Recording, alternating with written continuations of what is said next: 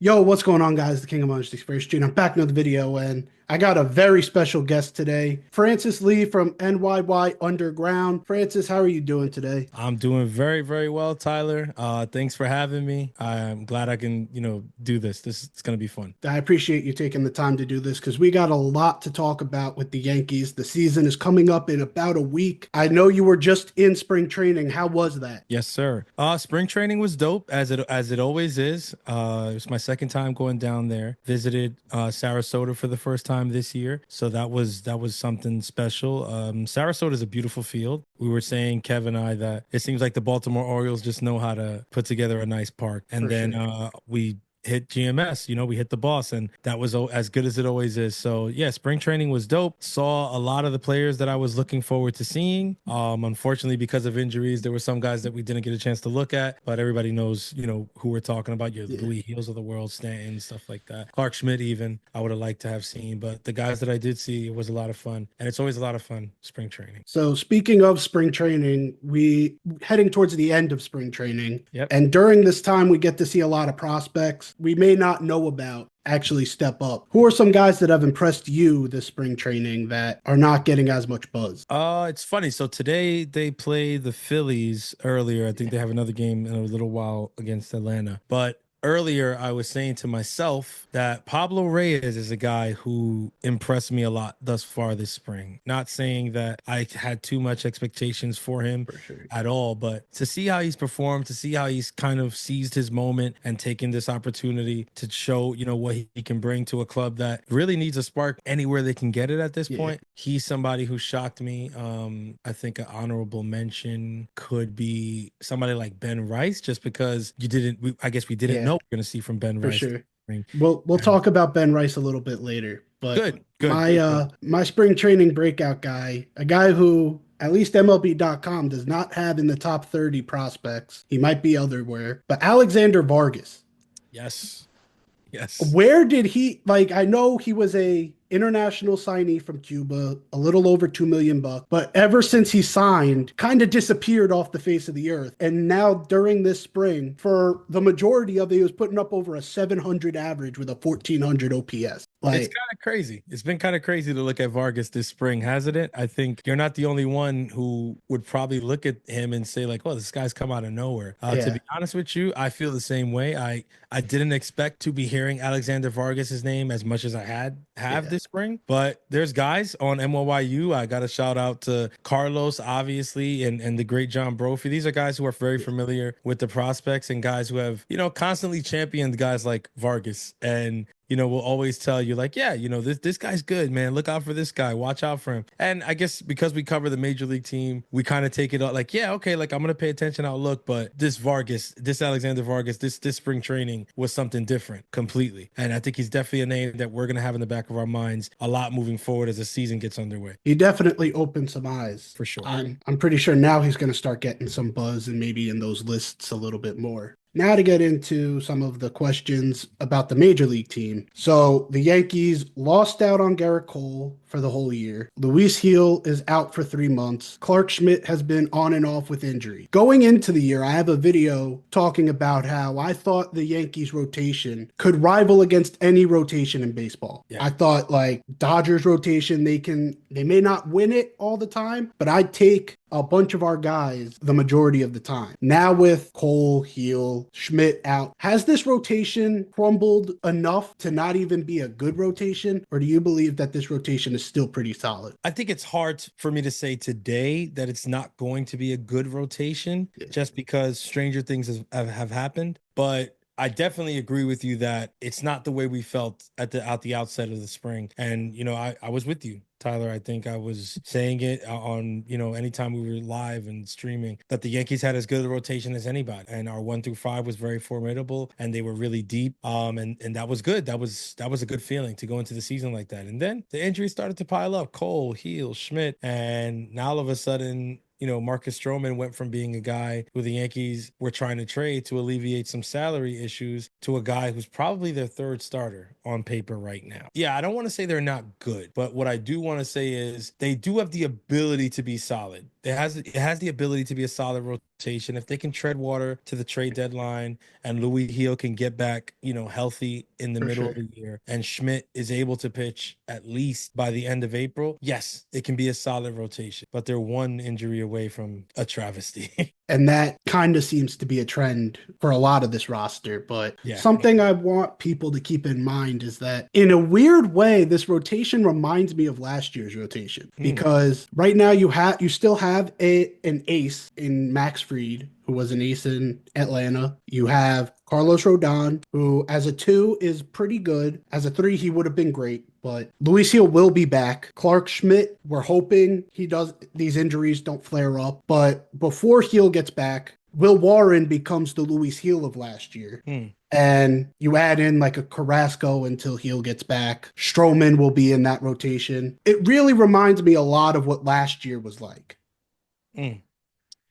I don't know if you get any of that feeling. Yeah, no. So it's an interesting take. I want to say it's probably the first time I heard that. I don't think you're wrong. I could definitely see similarities between this rotation and last year. I think just the feeling going into last year was a little more hopeful. And it's just because of what preceded it, right? Like, well, it's last Garrett Cole. year, yeah, last you year get Garrett Cole back. exactly. This year we're not. This year we're not. And last year, I think, yes, it was hard to lose Garrett Cole. I remember we were at spring training when the news came down that he was hurt. And when we found out that there was, a possibility that he comes back and he pitches at some point in the year, we said, okay, like we just got to make it to that point. And we were really excited about Heel, really excited to see what Clark Schmidt could do given the opportunity. And, Nestor was Nestor. He didn't have the greatest numbers on paper, but, Nestor was always fun to watch, I think, at least for me, very fun to watch.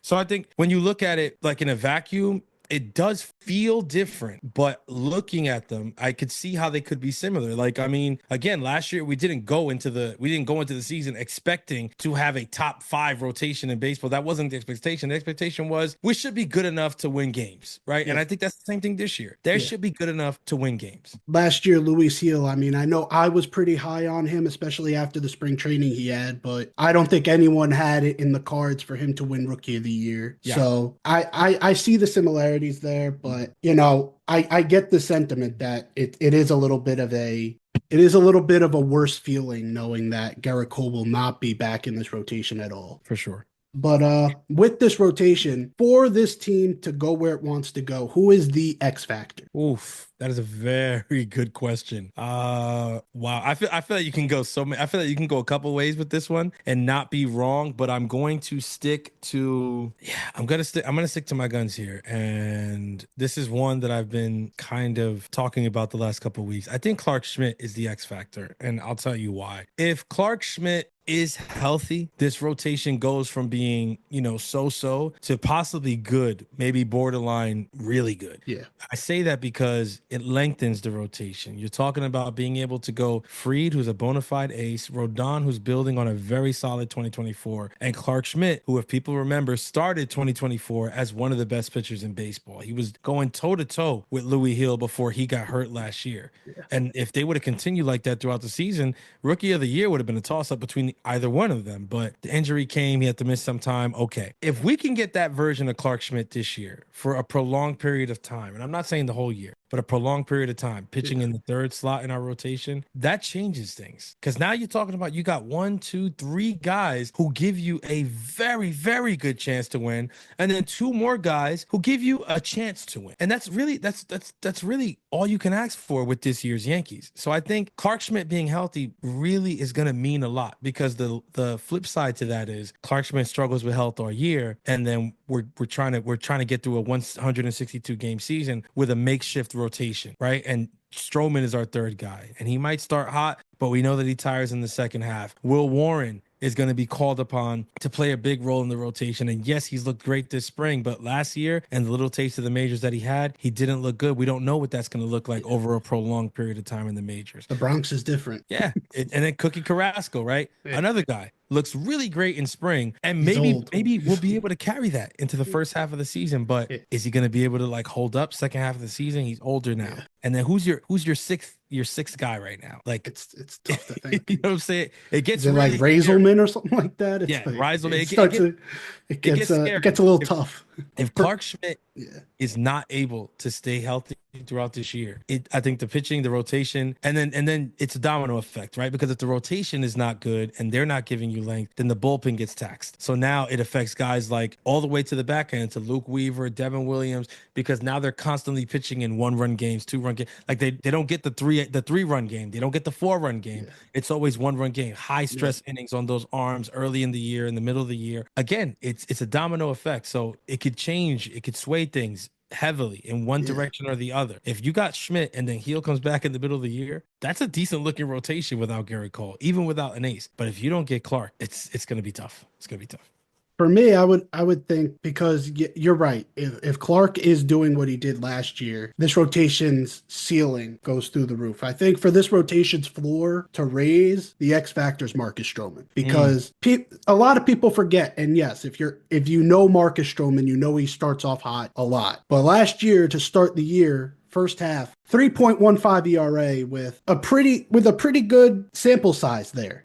yeah. His style is supposed to be very good for Yankee Stadium Mhm, because his style is pitch to contact, but pitch to contact on the ground, pitch to mhm. contact, pitch to soft contact. Last year, the Yankees defense with Marcus Stroman in that spot was the worst defense in Major League Baseball. It was very bad. Most of these defensive woes you see, he's on the mound. He had that blow up against Toronto with Glaber Torres. He's had like a lot of his second half was riddled by bad defense that then snowballed into a terrible outing. This year, the free agency class was a lot of it based on defense. Get everyone back in their correct positions, Judge back and right, Bellinger's a good fielder in center, Goldschmidt's solid at first, and we go from there. If he keeps that first half going a little bit, knowing the defense will be better, the floor of this rotation, even if Clark's injuries pop up, I think that floor raises a little bit higher than if Marcus Stroman does taper off again in that second half. Now we're starting to get a little nervous here. Yeah. I agree Oh, with that. That's a good take. Marcus Stroman being the X factor is a very good take, and I like that point about him raising the floor. So yeah, I mean that's one way to put it. I mean, I also agree that we can expect a bigger 2025 from him, just based off the simple fact that the defense has improved as much as it has. But would it shock anybody if even with a better defense, he's still hovering around a 4.5, 4.70 ERA, something crazy like that? No, because he's also a year older and older, things yeah. happen. I'm choosing to be optimistic. Last year, big thing was Juan Soto. We lose him in free agency. The key additions we had Bellinger, Goldschmidt, we added Fried, and we added a lot of pitching. But having Jazz for a full year, Dominguez full time in left, do you think the Yankees did enough, especially on the offensive end, to at least get similar production to what Juan Soto himself would have brought? Oof. I think it's unfair to put that on Bellinger and Goldschmidt. I think a lot of fans kind of want us to say that yeah, we've replaced Soto's production and we're going to be fine in 2025 because they want to feel good going into the Yeah. season. But that's not what I do. It's not who I am. I kind of have to, just tell it like it is. And I think, to be honest with you, Cody Bellinger knows he's not Juan Soto. Paul Goldschmidt knows he's not Juan Soto. And I think if you sat them both in the room and say, what if you put you guys together? Do you still think you wouldn't be able to touch them? I think they'd agree. You could put us together. We still don't touch Juan Soto. Juan Soto is a once in a lifetime generational talent. And what him and Aaron Judge were able to do was nothing short of phenomenal. And it would have been nice if, we could have saw that for the next at least, 9 years or something like that while him and Judge could play together. That's not going to be the case. The Yankees pivoted. I think they made about as solid of a pivot as they could. The only thing that I wish we could have added would have been a third baseman. At this point, Waldo is showing that he looks good in the spring, and he should be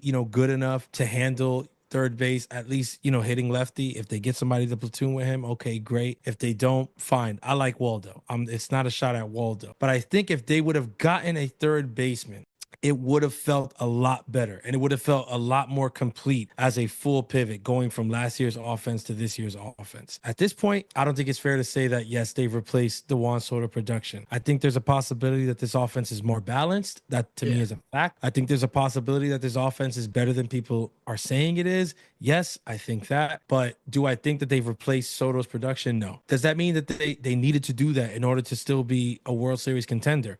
No. So with the Oswaldo Cabrera, because I agree, like a third baseman in this lineup would really bolster what this lineup's potential could be. Hmm. But I have a theory with why they didn't, and it all stemmed from this spring. Okay. I think they look at Lombard as their future. Okay. I Yeah. think they look at Lombard and they say, last year was a little bit of a struggle. This year you come in, you get hot, you get to double A, you play a little bit in triple A. You basically go the Volpe route with him. Hmm.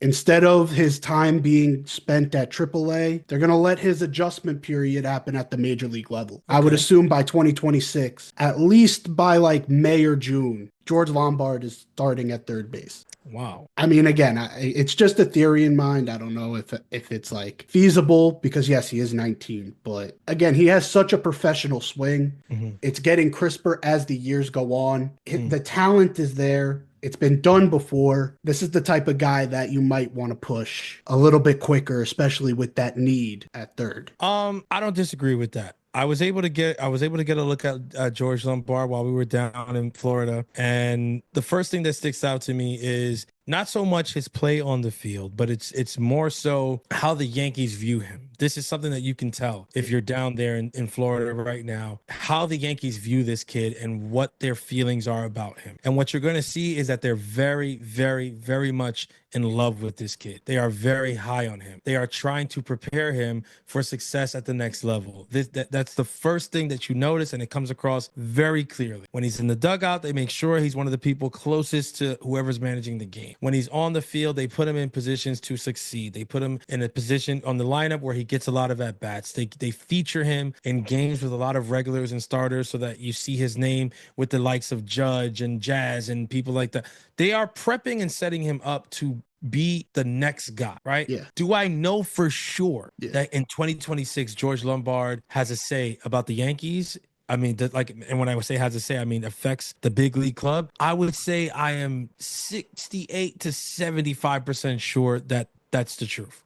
But the reason that I'm not 100% is because 2025 has a big say in how and if that happens or not. for And sure. he's gonna have to prove it this season. He's going to have to do a little bit of what you just said. Prove it at the different levels that he plays at this season. Show his worth. Show that this is not just lightning is a flash in the pan, lightning in a bottle. That he's really serious. And I think that he has the capability to do it. But again, we're Yeah. going to have to see that. If that's the case, then yeah, I could very well see him being the third baseman. Hell, I could see him maybe dethroning another New York shortstop who kind of came up the ranks that way if things don't, change in a hurry. But again, you really never know. Let's see what 2025 looks like for him in the minors. Yeah, I completely agree with that. He definitely, I mean, last year was a bit of a struggle for him at high A ball. He's gotta definitely pick it up at high A, get to double A and succeed. And if those things happen, I definitely can see him being in pinstripes in 2026. But back to the major league team, who are two picks, one bounce back candidate and Mm. one breakout candidate?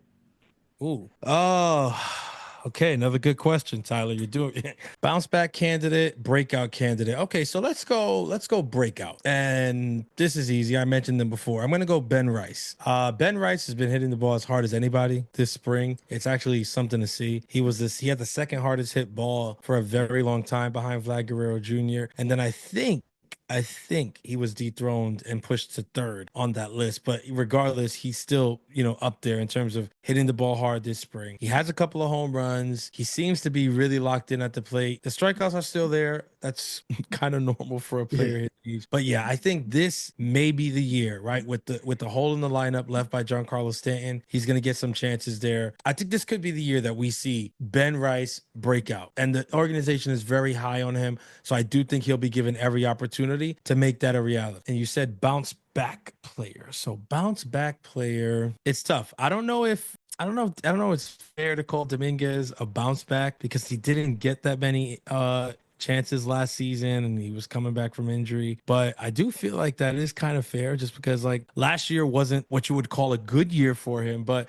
I'm gonna think of somebody else. yeah. Let's go Anthony Volpe. Let's go Anthony Okay. Volpe and let's go Volpe because it's kind of time, right? It's Yeah, year 3 in the majors. yeah, And I think it's getting close to the now or never. I'm not saying we're there yet. It's not time to hit the yeah, pen or anything like that. But we are approaching. We're getting closer. yeah. So year 3 would be a great year to have Volpe kind of bounce back. And I mean, if he can put up something similar to what he did his rookie year with Yeah. a better on base percentage, that's a really good year. Yeah. So those are my two guys. So with Anthony Volpe, I do have a thing. I think we do get a little bit too hard on him because we expect him, based on the front office's decisions, Hmm. to be a Corey Seager, to be a Trey Turner, because Mm, they passed up on them to bring him up. yeah. I think in the first 2 years of someone's career, it's a little unfair to look at them and be like, you got to be Corey Seager, or at least your style of play equivalent. He still put up a 3 WAR last year. And there's a lot of players in Major League history, some of the best players in baseball, who took a lot longer to get a 3 WAR season than 2 years. So I do think we are a little bit tough on him. But yes, if this year the offensive production does not elevate, we start having questions. Mhm. We start having the conversation. But I do think Anthony Volpe gets a little bit of the short end of the stick because of the shortstops that were available. That's what it is. I think no, I know for a fact. What you're saying is true. As the fans, we were clamoring for one of these shortstops. I mean, you got to remember that free agency, that was the best class of shortstops. It was one of the greatest classes of shortstops, and it's arguably the best class of free agent shortstops of all time. Yeah. You had crazy names there: Trey Turner, you had Seager, Correa, Baez. I mean, obviously Bias kind of tailed off afterwards, right? So they dodged a bullet, right? I don't think Yeah. they ever considered him. But when you look at that and you remember the Yankees saying, no, no, no, you know what? We're going to go and get IKF and we're going to facilitate a trade with the Twins to get him and allow the Twins to grab Correa. It puts an immense amount of pressure on Volpe. And when Volpe was coming up through our system, he was an offensive guy. He was a guy who hit. He was a guy who got on base. He used his legs. So that's kind of what I think fans expected. I know that's what I expected. Maybe not so much of the defense. He got a Gold Glove his rookie year. Congrats to him. But that's not what we were sold on as fans. I think we were sold on a guy who could hit, a guy who was going to get on base. And so far, he really hasn't got. It's for me. That's my main thing. He hasn't got on base the way that Yeah. we were kind of told he would be. Like in that was going to open up the run game and stuff like that because of how fast he is and how athletic he is. We just haven't seen that. Do I agree with you? It's unfair to compare him to a Seager or a Correa or whatever. Of course it is. But I do think it's fair to have expected a little bit more than not a little, to have expected more than we've gotten. So two things Yeah. can be true. Should he be compared to those guys? Definitely. No. But is it Definitely. okay to expect more than what you've got in the first 2 years? I think so. I think that's fair. Yeah. I Mhm. mean, I think if he does what he did in the postseason, Yeah. and what I mean by that is the swing. He Yeah. ditched the uppercut and he swung harder, but not with a power swing. And I think that's sort of what his style is conducive to. I don't think he's going to be a 30 home run hitter. His Yeah. style is conducive to making sure he makes contact, and that's exactly what he did in the postseason. If he can Yeah. replicate that for 162, he'll have a pretty nice season. And I'm hoping that this spring training is not a precursor to what his season looks like. It's been a little bit of a rough spring for Volpe, but I don't take yeah. these, especially from solidified starters. I don't take the stats too much into account. Yeah, I'm not worried. Again, it's not. I'm not telling anybody to be worried about what they've seen from Volpe. I am a little bit alarmed with the defensive miscues. I think he's a better shortstop than we've seen this year in the spring. But Oh yeah. To me, I'm not concerned about that because we've seen he's won a Gold Glove already. I think we've Yeah. seen what Yeah. he can do in the field. I think again, it's more of a ramp up process that might be doing this, but Yeah, who knows? But to exactly. move, so even with the Yankees injury, do you believe the Yankees are the best team in the American League East? Oh, okay. Let's see. I'll go through everybody. Start with Baltimore. Baltimore is bringing back a pretty solid offense full of young, talented guys. Can somebody make the argument that Baltimore's offense should be better than the Yankees?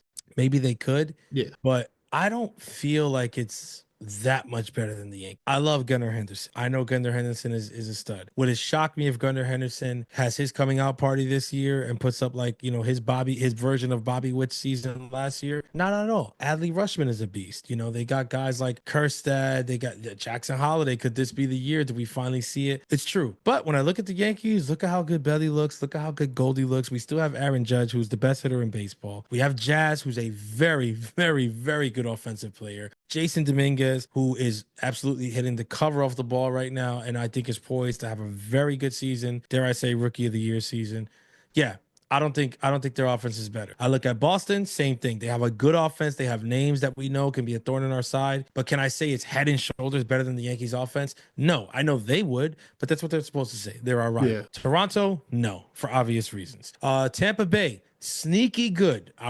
We were talking about this over there in Florida. Sneaky good offense, and I think they're going to surprise a lot of people. They still got Yandy, they still got Lau, but you got to remember guys like Junior Caminero, right? He's poised to break out this year. Chandler You have Simpson's going to come up Eloy at some point. Jimenez. Yeah, they added Eloy Jimenez, and For they sure. also added Hassan Kim. This is an offense that shouldn't shock anybody if they're pretty freaking good, especially against the Yankees. The Rays always play the Yankees hard. For So sure. it's a very good offense. Is it better than the Yankees on paper, head and shoulders? No. So in our division, I don't see anybody with a better offense on paper. Rotation wise, the Red Sox rotation looks to be filthy. I still have to see it. Yeah. You know what I mean? Does anybody have a pitcher on paper right now that I would say is better than Max Fried? You could argue that Garrett Crochet is the better pitcher right now. Yeah. But again, we need to see it. Still Max only Fried 1 has year done in. it. You know what I'm saying? He's been there and done it Yeah. for a long time. I get that Crochet was the shiny new toy, the piece that everybody wanted to trade for. Nice. Shouts out to Boston. They got him, but let's see it. Right? Yeah. He's coming over here to pitch in this division. Let's see how it goes. The Rays, bring it back with McClanahan. Okay, good. I'm happy for them. If that rotation can stay healthy, I think that's the only rotation I'd put ahead of the Yankees in the Tampa American Bay? League East. If they stay Bay? healthy, which is a huge if, which is Yeah. most likely a no, because I don't know what goes on in that medical staff. It's worse than the Yankees. It might But- be.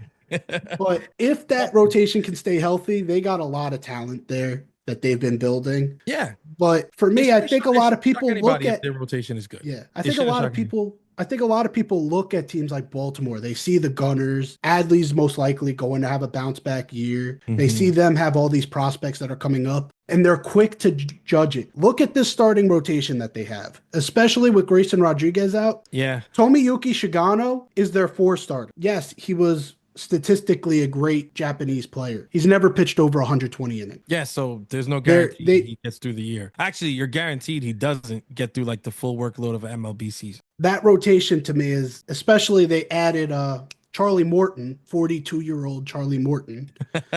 Old man Charlie. So especially without Grayson Rodriguez, I don't see where they, as a rotation, their bullpen with Felix Bautista coming back, they're still going to be good. How do they get through 5 innings without giving up 5 runs? I don't see it.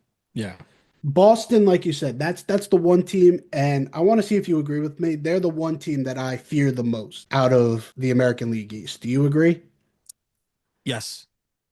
They're the The- biggest threat. You mean like as the Yeah. biggest threat to taking the Yeah. division? Yeah, the biggest threat. Boston. Yeah, Boston for sure. The way they built their lineup with Bregman now there, like that's the perfect ballpark for him. Yep. Getting Garrett Crochet, he seems to look like he's going to be an elite starter. Walker looks really good for them. Walker Buehler, that was a great signing for them. They still got Brian Bello. He's someone that he gets hyped up. I haven't seen it. Mhm. I don't see it fully, because every time someone will tell me like the talent's there. But then I look at when he plays the Yankees, we always put up 4 or 5. And then I look at his final stat line and it's close to a 4 ERA with a 1.5 whip. And you're like, this is the guy. But if he can turn into the guy that Boston fan base has been building up, they're scary, man. And I'm hoping this builds back up the Yankees Red Sox rivalry again, because that's gotten pretty stale. It should. It should. It 1000% should. So how did you get into content creation and get with the guys from NYY Underground? Yeah, it's a good story. I think it goes back to 2018, if I'm not mistaken. Pete Simonetti was still doing music as well as Yankees content. He was doing both at the same time. And I think he was also working still around that time. I could be wrong. But he was going to go on a small tour that was going to take him away from where he lives. And he wasn't going to be near, his setup and able to post on YouTube and do lives and recaps and stuff like that. So he puts out a post on Twitter asking for content creators to cover him while he's gone. And he just kind of casts a wide net. He's like, whoever's interested, send me a video. I'll let you know if it works out or not. And if it works, I'll post it and, you'll be able to help out while I'm away. I first read it. I was like, Like, I was a fan just at that point. I followed everything. I was in the live chats and everything. We always joke about the cooking with Simonetti days and all that stuff. But I didn't think, I was like, I don't know. I wasn't doing content back then. So I was like, I'm not gonna, do that. But I don't know. Like I saw it again because Pete did like he normally did. He posted it again a little while later. Like, hey, looking for content creators. The second time I saw it, I was like, you know what? I'll try it. Like I'll try it, whatever. So I reached out to him. He said, "Yeah, send me a video. I'll let you know." And I think the first video I did was a series recap. I could be wrong. I feel like it was a Seattle's Mariners series. So it was a West Coast trip. And I did a series recap video and I just recapped what happened in the series, talked about who was good, who wasn't. And I sent it to him and I thoroughly expected him to be like, this is not good enough. Like you know what I mean? Like Yeah. I'm not gonna put this on my channel that I'm working hard to build or whatever, because like I said, I didn't, my quality was bad. Like I was speaking I didn't have a microphone. I was using my webcam. It was whatever. I sent it to him. He responded to me. He's like, okay, great. And I didn't know, I don't know what that meant. Next thing you know, the video was posted to YouTube. So that's how I started working with Pete. When he came back from that tour, he told me that if I was interested, I could send him more videos, periodically, and he would post them on the channel. So I was like, okay, that sounds good. So I would do videos here and there and I would send them to him. He would post them. That was pretty much it. We didn't really have a relationship where like we spoke or anything like that. It was just kind of like I would do a video every now and then, every couple of weeks or something like that. And the season ended and then that was pretty much it. We really didn't, we spoke here and there, but that was pretty much it until he came to me with the idea for NYY News TV, which is what NYY Underground was originally called. And he told me, he's like, I'm building a team and this is what I want to do. And this is how I want to do it. And I want you to be a part of it. And I was like, okay, like I think it's a great idea. I trust the vision. I think you're the man to lead it. Let's do it. Like let's go for it. And that's how he created NYY News TV and brought me on board. We ran with that as long as we could. And yeah, that's how I joined up NYY Underground. Yeah, that's awesome, man. Actually starting with someone like that, that's Yeah. I don't know if I've heard many stories like that, getting your start kind of with someone to kind of help you through that. Yeah. That's pretty cool. And to build what you guys have built to this point, over 50,000 on YouTube, that's awesome, man. 40 and change, but 40, 50,000, that's 40, fine. that's 'Cause mine. we'll be there soon. We'll be there soon. You might get there by the time I post this, but You never, it's true. You never know. You really never know with so, with our community. so yeah, now that you guys have been working together, Mhm. where do you guys expect to be a year from now? Oof. Well, I'll tell you this. We're dreamers, right? Yeah. We're not afraid. We're not afraid to dream. We're not afraid to manifest things over at NYYU. So I'm gonna say that a year from now, I expect us to be a hell of a lot closer to 100K. I expect us to be even bigger than we are now. When I say bigger, I mean that could mean investments. That could mean more some of the ideas that we have now for different things of different types of content, different shows actually being fleshed out. A year from now, I also see us having, probably, to be fair, let's be fair, let's go on the low end, 3 more editions of NYYU on site that are extremely, extremely entertaining, right? I won't say who, I won't say when or what, but I will say that a year from now, there'll be 3 more editions at least added to that brand that will be very, very good pieces of content. That's awesome, man. That's Mhm. awesome. So as we wrap this up, let us know what new content is coming out, and I Yeah. guess let anyone here that doesn't know about you guys. I'm assuming not many, but whoever doesn't know, tell them where they can find you. Yeah, so you guys know me. If you don't, it's Francis Lee on Twitter. I'm probably a lot more active on Twitter than I am on Instagram, but we're working to correct that. My Twitter is at Francis Lee. It's FranceSLii. And on Instagram, I'm gonna actually pull up my Instagram. It is Francis FRANCIS.NYYU. One of the next things that we have coming in terms of content will be the vlog for spring training, which is going to be absolutely positively epic. It's going to be hilarious. It's going to be chock full of,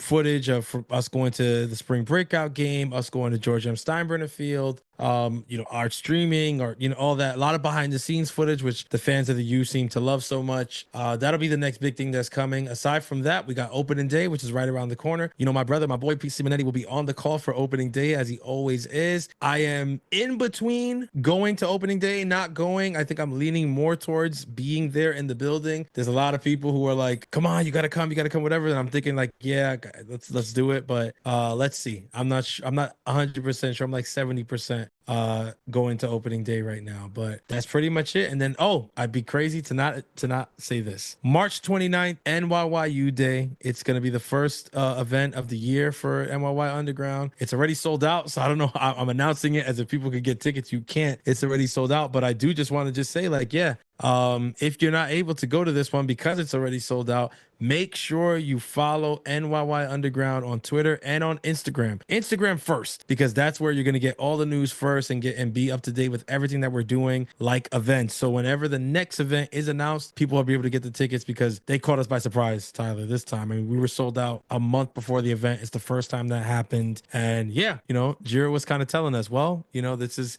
what happens when you have more subscribers now. Like things kind of move quicker. So yeah, I would say follow NYY Underground on Instagram. Follow me on Instagram if you guys don't already. And yeah, Tyler, thank you for having me. This was tons of fun. I look forward to being back at some point. For sure, man. The pleasure's all mine, man. I appreciate you giving us the time. I love the community you and Pete, guys over there, have built. And hey, maybe by All-Star break we can do a mid-season recap and look forward to the future. But I really appreciate you doing this. Guys, subscribe to his channel. Subscribe here. Hope you guys enjoyed. Like the video. I'm out of here. Take care and peace.